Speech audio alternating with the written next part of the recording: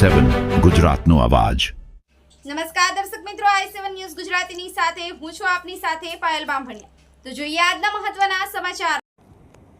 ખેડબ્રહ્મા તાલુકાનો 79મો તાલુકા કક્ષાનું સ્વતંત્રતા પર્વ તાલુકાના દેરુલ ગામે યોજાયું।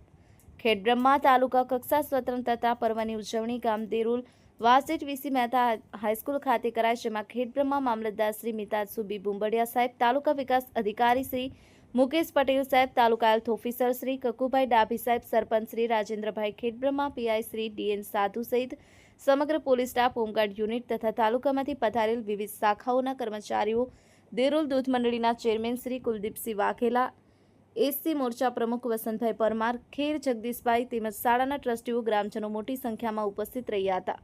Bureau chief Hasmukh Prajapati, i7 news Gujarati, Sabarkantha.